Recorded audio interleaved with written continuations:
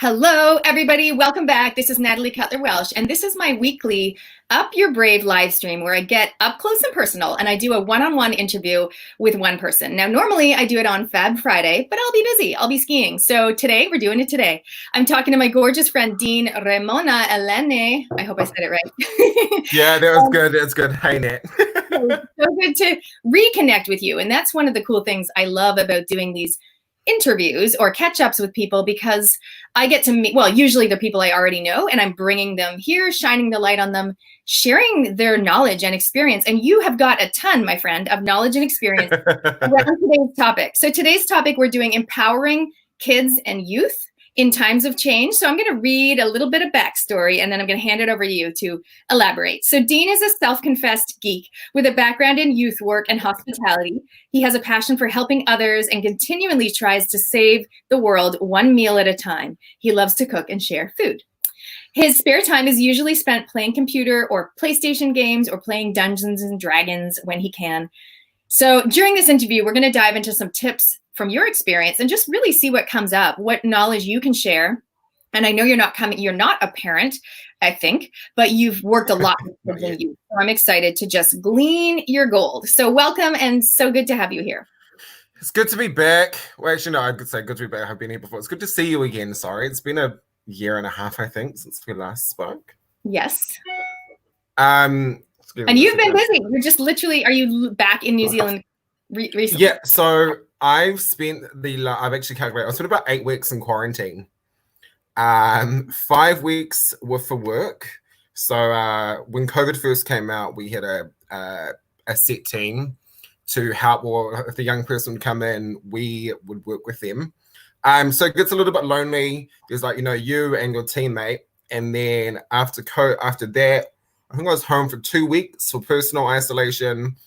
Then I spent another 2 weeks at home, and then I went on a trip, a bit of a working holiday for another 4 weeks, and I've got 2 more weeks of isolation, which ends next week. And so that was America. You went to America. Yeah, 4 weeks. Not the best timing, but work called, my second job called, so I thought I'd take a trip anyway. Yeah, why not? Why not? Oh, amazing. So give us a little bit more backstory on the youth work that you have been doing over the past few years, and then we'll dive into any sort of tips you want to share. Cool, nice and easy. So I've spent the last 2.5 years working with at-risk youths. The easiest way to put it is the youths you would read about in the newspaper. Mm-hmm. So those that commit crimes, whether they be, I've worked with everything from robbery to your bigger grievous bodily harm sort of charges. Thoroughly enjoyable. Obviously, I was there for 2.5 years. It is the longest job I've done. It's not quite what people expect. It's very structured. There's a lot of schooling, programming, sports. Some of these kids travel to Wellington for speech contests, or they travel to Auckland for national secondary high school chess competitions, all this sort of stuff. It's a lot of fun. It is very rewarding. It can be quite draining mentally. Obviously, take a lot of things on board. I would work with anywhere between 10 to 30 kids at a time. And we all know what teenage boys are like. I was a teenage boy myself, obviously, at one point in time. Bedtimes, no matter how old children get, bedtimes are still going to be an issue. Yeah. So I've just actually recently left that in the last couple of weeks. But I do hope to get, more involved, especially in the gaming community with youths, which I've done before, in the next few months. So hopefully when COVID is over, I can branch out there. It's interesting when you say they travel for speech competitions, they travel for chess. My reaction is, how awesome is that? Because I feel like what you're trying to do maybe is, find their strengths, find their talents, find the things that they're good at that light them up and bring them joy, and empower them to do more of that. Some people might be thinking, oh, that's a little flash. They get to go on trips. But I think that's awesome. I think that's amazing. And obviously, just bringing out the good side and helping them to feel good when maybe their life, they haven't felt good for various reasons, I imagine, here and there.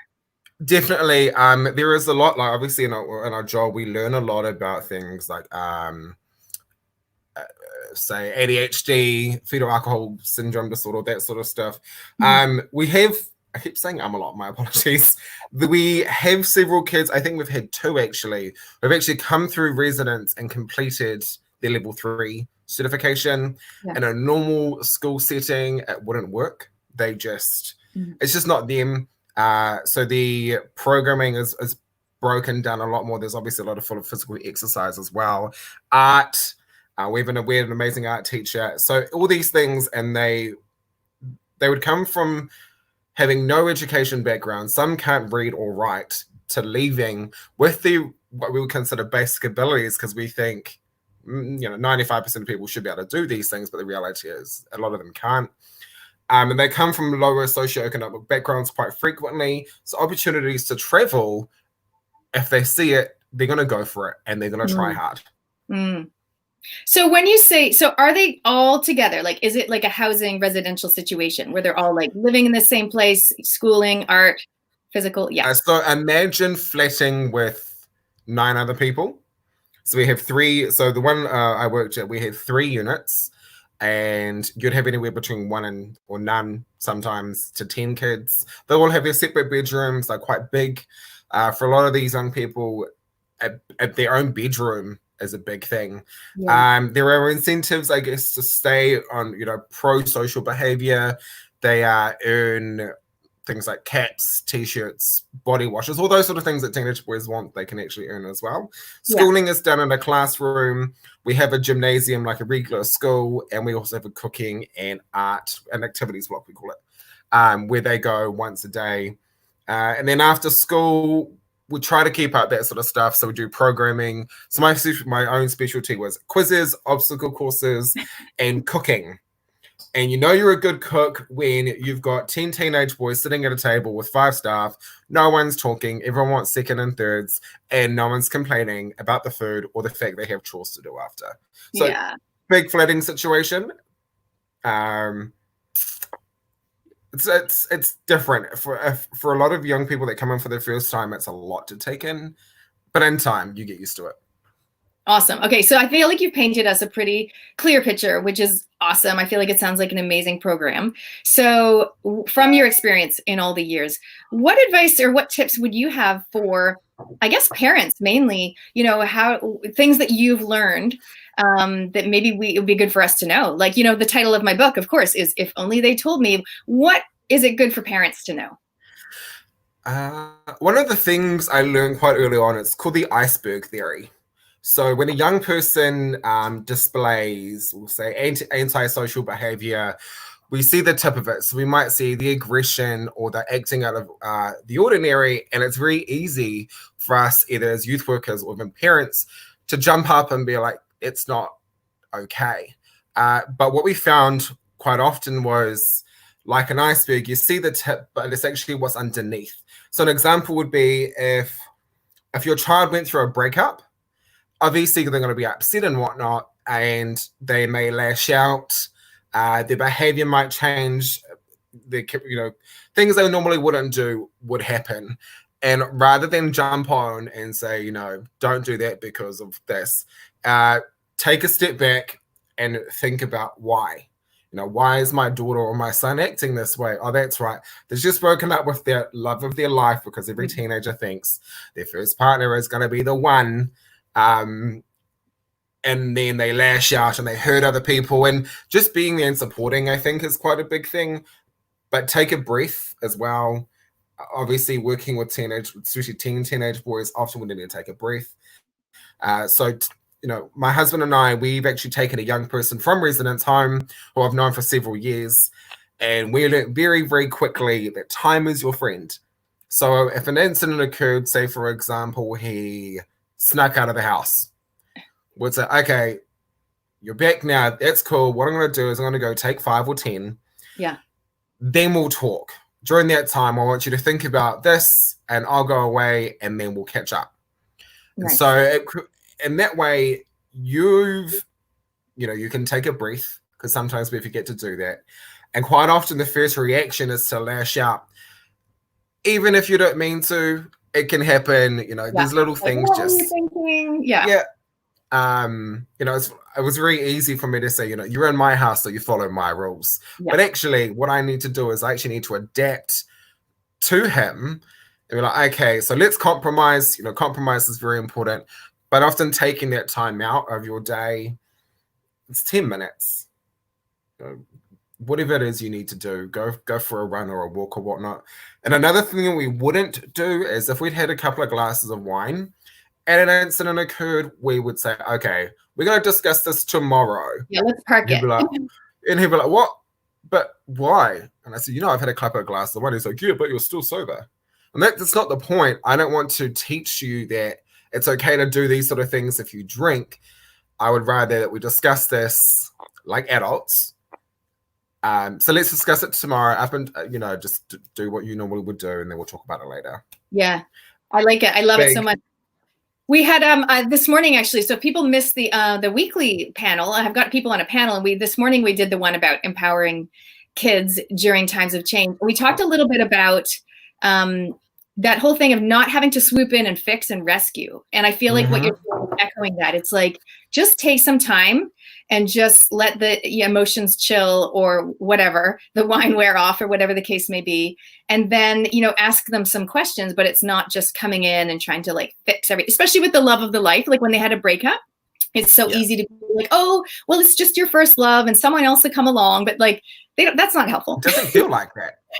And I think the other thing as well is with the rescue idea, if you continue to rescue, your children, you're not actually teaching anything because they've got to learn to be able to cope with this themselves.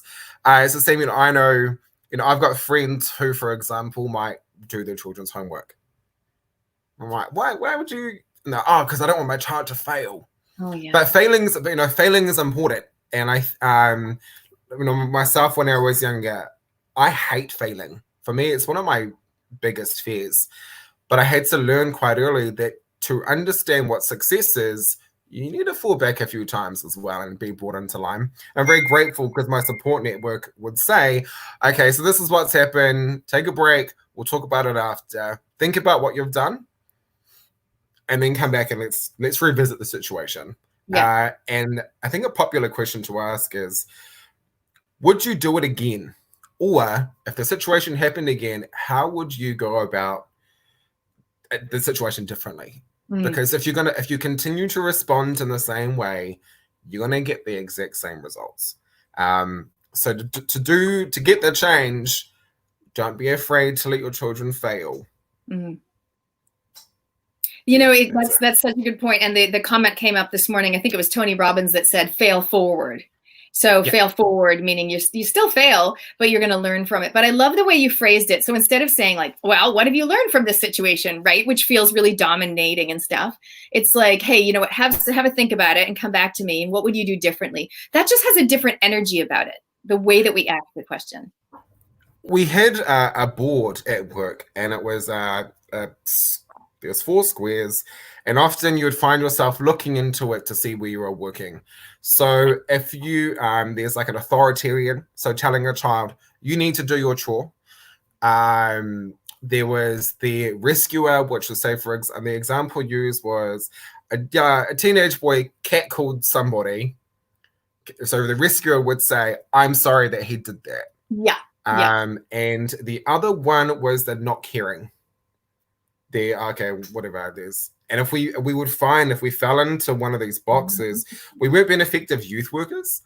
So you've got to be a combination of all of them. I wish I remembered what the 4th box, I think, was the one we would want to work in, to understand and teach.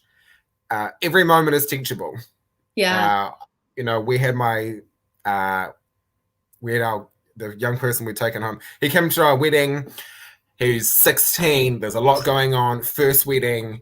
And we had gone out and bought, new shoes and a suit and whatnot for him. And he was cool until the day of the wedding. And he said, I don't want to wear those shoes. Yeah. And I said to him, I don't care what you want to wear. Okay. No, it's not happening. You're wearing those shoes. We have photos. And he lost it. So I'm not coming. And I said, okay, give me a minute. Okay, this is what I want to do. I want you to wear your shoes. Okay. But the compromise is you can wear your suit and you can pick the shoes that you want to wear. Thankfully, the shoes and everything matched. But at the beginning, I'd obviously lost it. So I was becoming the authoritarian. Mm. So when I took a step back and assessed and compromised, it was a lot easier to work with. And teenagers are a lot easier to work with if they can compromise, or you make them think it's their own idea. Is the other one. Yeah. You know what I'm finding so fascinating is because you guys, youth workers, I mean, you guys are trained in this stuff. Whereas parents, like, we don't take a course unless we want to, and we go and pay for it, we sign up, whatever. So we kind of learn on the job. And that's why I think it's so interesting to share your thoughts and your perspectives on this.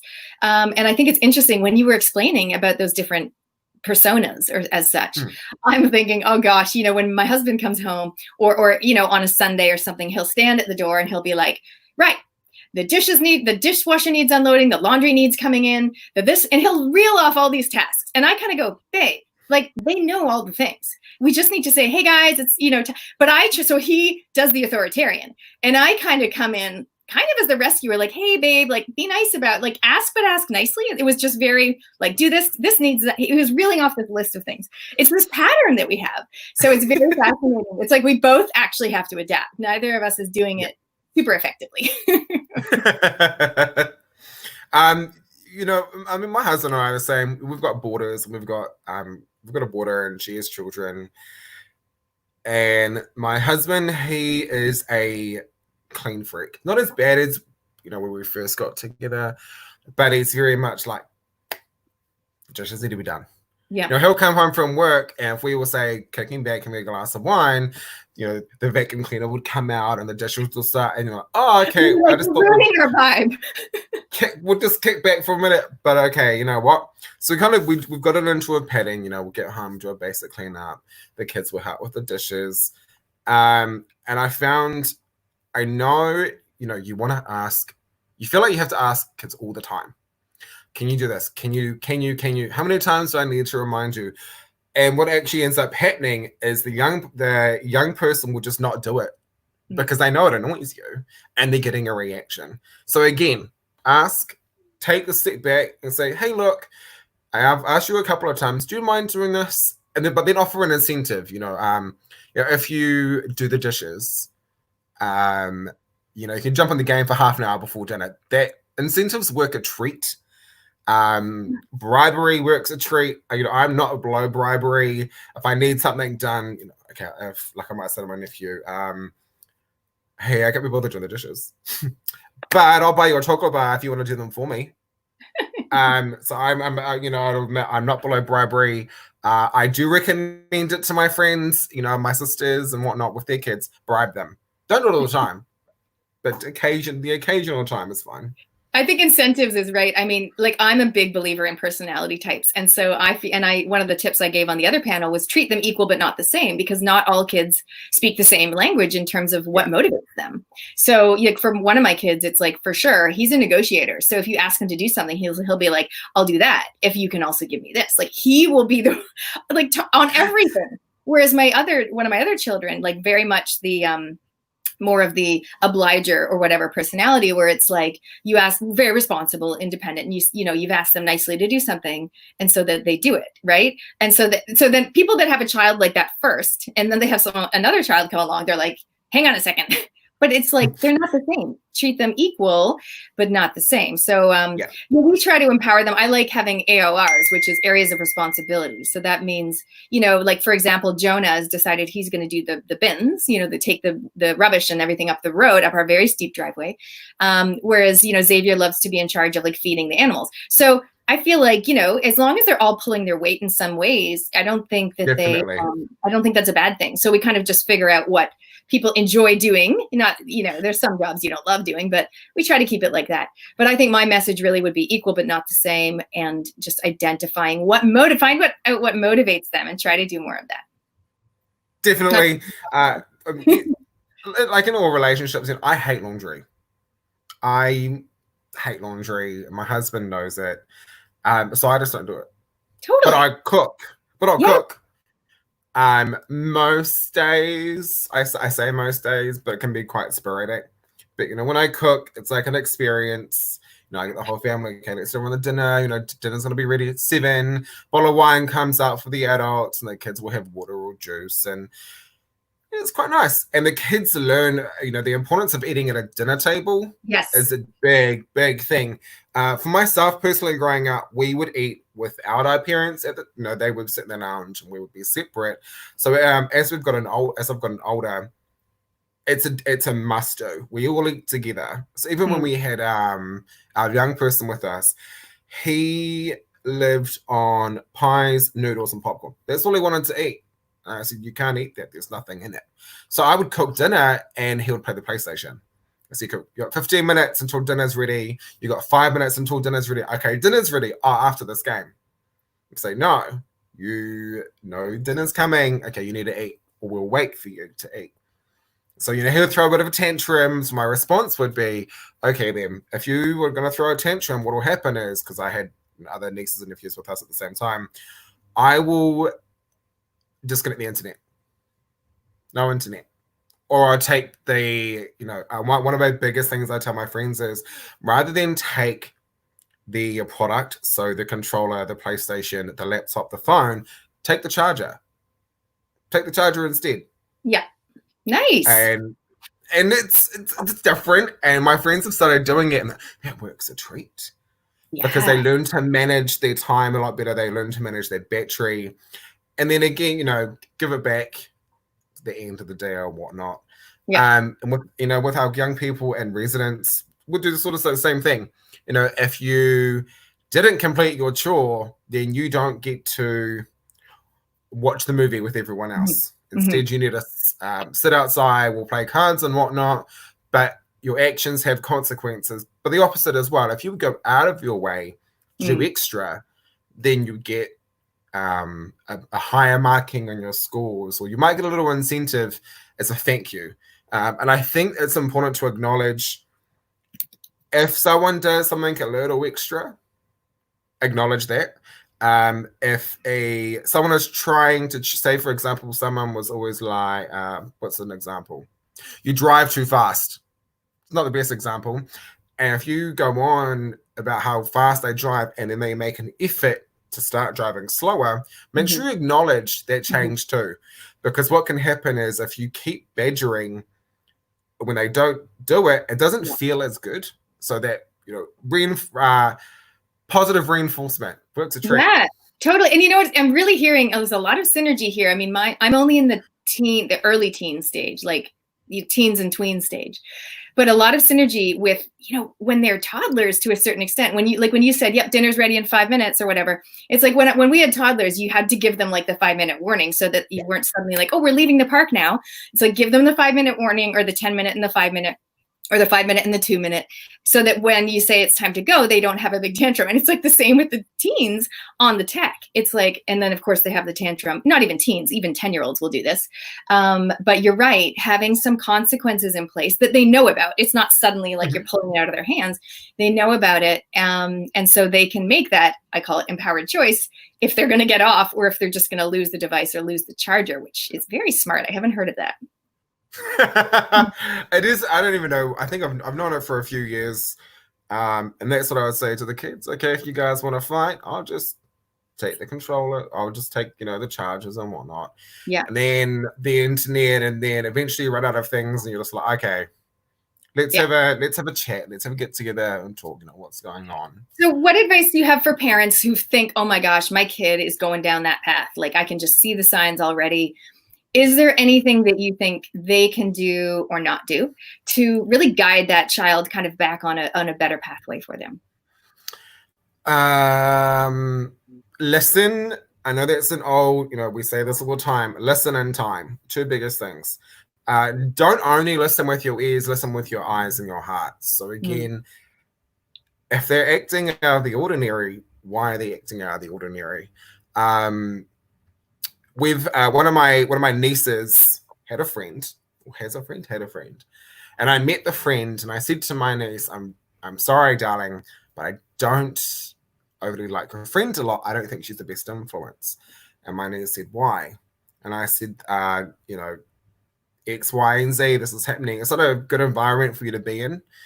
And she ignored it because, you know, kids know better, until maybe a month and a half down the track. And she was like, oh, actually, me and so-and-so aren't friends anymore, because she tried roping me back in to whatever it was she was doing. And the open door policy, be honest with your children. Sometimes as a parent, you're going to hear things that from your kid's mouth that you never wanted to hear anyway. But if you keep that open door policy, it makes things a lot more fluid. For example, a good one that would come across a lot, and the resonance would be drugs. You know, we obviously don't want our children to do drugs, but if my child took drugs, I would hope they came and said to me, hey, I did this. And, you know, my response was, okay, well, how was it? Did you get what you wanted? Because you're grounded, but thank you for telling me anyway. You know, when we had our young person, his curfew was, we'll say, between 10 and 10:30.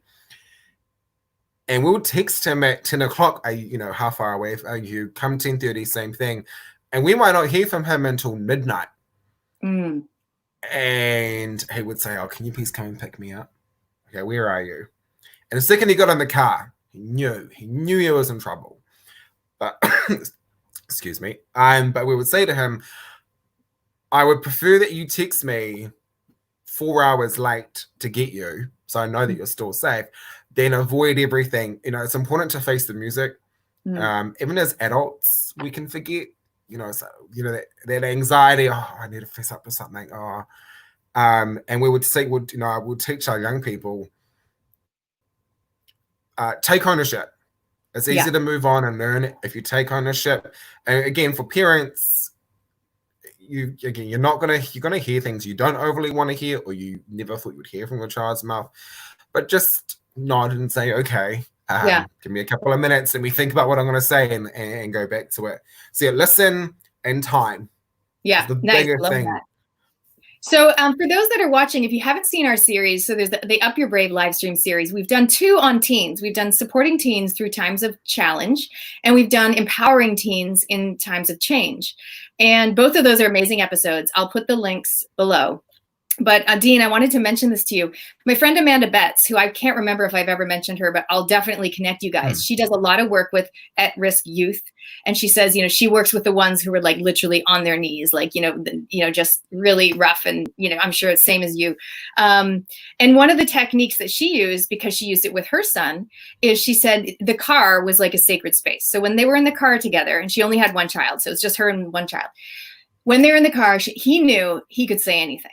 And mom was not allowed to bring it out at him any other time. Like she could, when they're back in the kitchen or at their friend's house 2 weeks later, she's not allowed to bring it up. Like it's state, you know, what happens in Vegas type thing.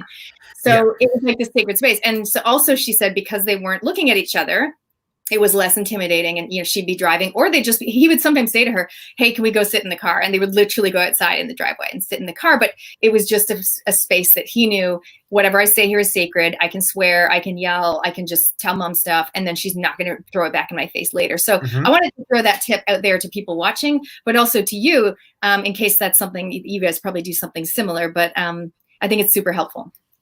We use the hallway or the TV room for the, you know, would have a young person, you know, can I talk to you about something? But you can't tell anyone I told you, okay? That's cool. It's just between us.